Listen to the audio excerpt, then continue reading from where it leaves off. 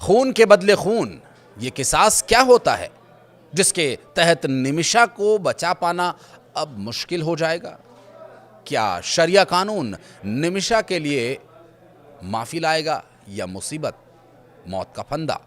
ये सभी सवाल क्या थोड़ी सी राहत के बाद आने वाली है कोई बड़ी आफत? इन्हीं सवालों का जवाब तलाशने की कोशिश करेंगे इस वीडियो के अंदर। बने रहेगा अंत तक हमारे साथ। नमस्कार, मैं हूं आशीष त्रिपाठी और यमन की जेल में सजा काट रही केरल की नर्स निमिषा प्रिया की फांसी को लेकर एक दिन पहले भले ही थोड़ी राहत की खबर आई हो, उसे बचाए जाने के प्रयासों में एक कदम आगे बढ़ता हुआ दिखाई दे रहा हो, लेकिन अब ये आस भी टूटती नजर आ रही है, क्योंकि अब बात किसास की है। जी हां, 16 जुलाई को होने वाली फांसी को तो टाल दिया गया, लेकिन अब पीड़ित परिवार ने जो शर्त रखी है उसने माहौल को और तनावपूर्ण बना दिया है।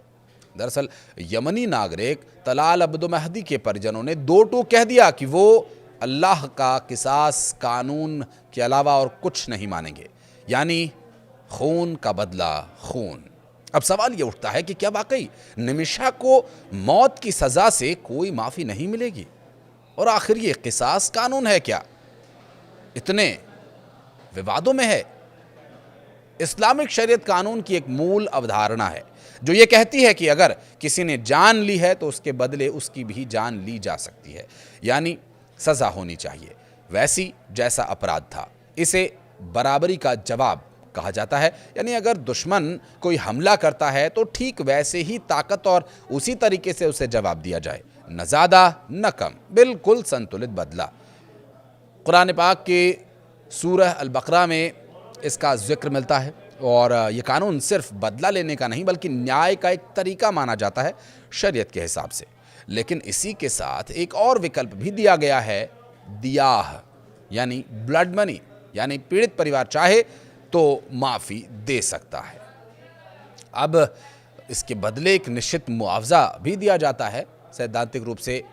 हाँ, अगर पीड़ित परिवार यानी तलाल अब महदी के रिश्तेदार ब्लड मनी स्वीकार कर लेते हैं तो निमिषा प्रिया को माफ़ किया जा सकता है, उसकी जान बच सकती है।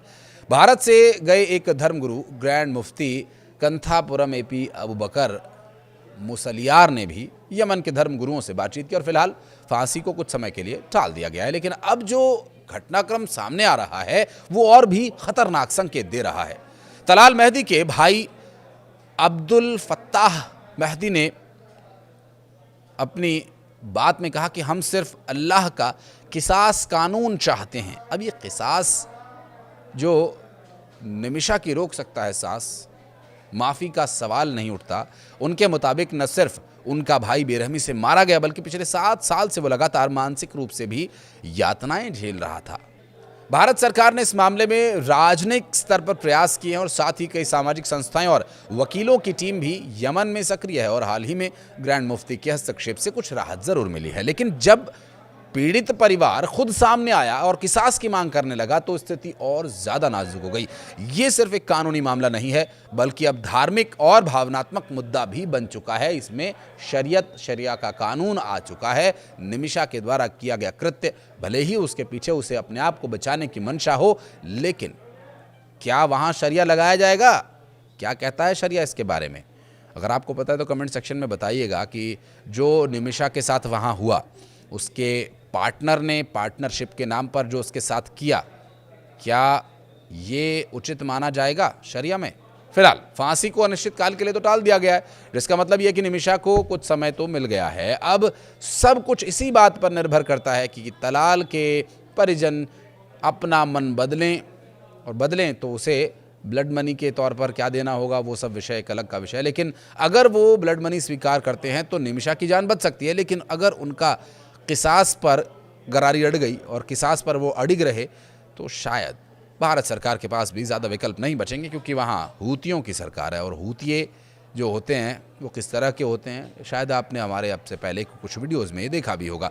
साल 2020 में स्थानीय अदालत ने निमिषा को मौत की सज़ा सुनाई। 2023 में सर्वोच्च न्यायिक परिषद ने इस सज़ा को बरकरार रखा और फांसी टलने की खबर के बाद निमिषा के पति टॉमी थॉमस और उनकी मां प्रेमा कुमारी ने राहत की सांस ली ज़रूर, लेकिन अब वो सांस एक बार फिर थमती नजर आ रही है। प्रेमा कुमारी पिछले साल अप्रैल से सना में है और तलाल के परिवार से माफी मांगने की कोशिश में जुटी हुई हैं। ब्लड मनी ब्याह के रूप में $10 लाख की पेशकश की गई थी, लेकिन परिवार ने इसे स्वीकार नहीं किया था। भारत सरकार ने भी कूटनीतिक स्तर पर हस्तक्षेप किया और सुप्रीम कोर्ट ने 14 जुलाई को मामले की सुनवाई के दौरान केंद्र से हर संभव मदद का कदम उठाने के लिए कहा था।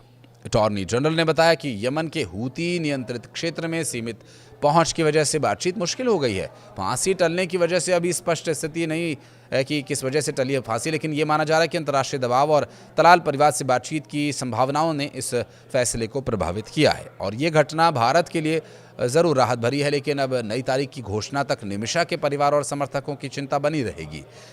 सरकार और कार्रवाई परिषद अब इस पूरे मौके का इस्तेमाल तलाल के परिवार से माफ़ी के बातचीत के विषय को आगे बढ़ाए जाने के लिए कर सकता है। गौरतलब ये भी है कि निमिषा जो केरल के पलक्कड़ की रहने वाली हैं, अपनी नर्सिंग की पढ़ाई पूरी करने के बाद 2011 में यमन गई थी कुछ पैसे कमाने के इरादे से। उनके माता पिता ने मजदूरी करके किसी तरह से अपनी बेटी को यमन भेजा और उन्होंने नर्स का काम शुरू कर दिया। निमिषा जो साल 2015 में यमन की राजधानी सना में एक मेडिकल क्लिनिक जिसमें उन्होंने काम करने के लिए मेडिकल क्लिनिक खोला और इसमें एक स्थानीय स्पॉन्सर तलाल अब्दो मेहदी उनका साथ देने के लिए, उनकी मदद करने के लिए आया, क्योंकि वहाँ का कानून ये है कि आप यहाँ के लोकल की सपोर्ट के बिना कोई बिजनेस नहीं कर सकते, उसे आपको पार्टनर बनाना ही होगा।